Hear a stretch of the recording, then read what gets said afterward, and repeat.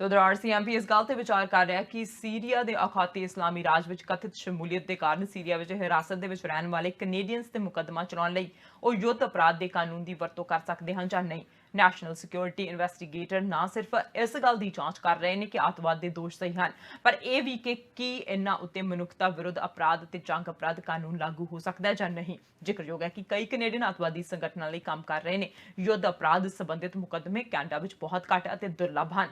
आई.ਐਸ.ਆਈ.ਐਸ के टहन तो बाद CIA द्वारा 32 कनेडियन कैदियों को हिरासत में लिया गया। हुण CIA तो बाद RCMP इन्हां दोषों की संभावना की जांच कर रही है। जांच आई.ਐਸ.ਆਈ.ਐਸ के मैंबरों के कैनेडा में वापस लैण लई RCMP की तैयारी का हिस्सा दस्सिया जा रहा है। इस मुद्दे बारे पुछे जाण ते प्रधानमंत्री जस्टिन ट्रूडो ने आख्या सी कि उन्होंने RCMP उत्ते पूरा भरोसा है, पर उन्होंने कहा कि एजेंसियां सामने आतंकवादी संगठनों दी सरगर्मियां बारे अपराध के सबूत पेश करने की वड्डी चुनौती है। ते राफ गुडेल ने भी इस बारे जानकारी दी है। Well, the Canadian share of that problem is relatively small, certainly smaller than most other countries involved.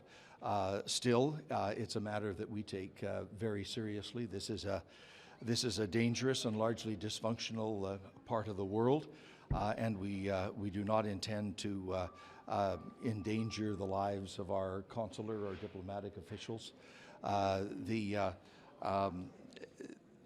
The issue is in part working with our allies to make sure that we are collecting the maximum amount of usable evidence that can be practically available and usable in a Canadian court system to lay charges, to prosecute.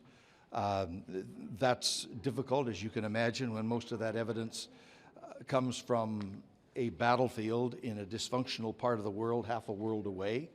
But this is an issue that allies have discussed now within the Five Eyes, within the G7, for quite some time, how we can collaborate with each other, because we all have the same set of problems in terms of the collection of usable evidence. How can we collaborate with each other to make sure that our laws are enforceable and that charges will stick?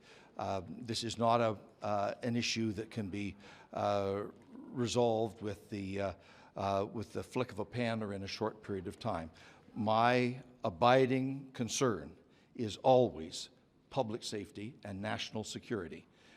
And I want to make sure that those two imperatives are properly delivered on behalf of Canadians. Right now, though, we're looking at a fairly imminent American pullout there. If the Kurds don't have the resources to actually handle these prisoners and are going to either let them go or perhaps either shoot them or find some other way of dealing with them, are you worried about that?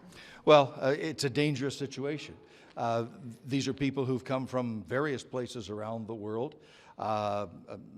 In the case of North America, abandoning the comfortable confines of free and open democracies to go halfway around the world to engage with terrorist organizations.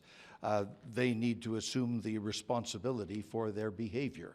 And we need to make sure that we're collaborating with all of our allies to keep ourselves and our allies collectively safe. That's the whole purpose of the coalition against Daesh. That's part of the discussion we always have at the Five Eyes, at the G7, in NATO, with our other European allies and so forth. The free world is riveted on making sure that Daesh continues to be degraded and downgraded, so that it will ultimately become no longer a threat. There are also children there, though, children of Canadian individuals who are accused of having fought with ISIS. Do they deserve that? And have you told Kurdish partners that they should not be harming the children who are there? Well, the behavior of the parents who have put those children in that situation is absolutely appalling and reprehensible. We will examine carefully what can reasonably be done to protect those who are innocent in these circumstances. But this is a situation which Daesh has created, and to which those who have gone to that part of the world to participate have also contributed. And they need to shoulder their responsibility.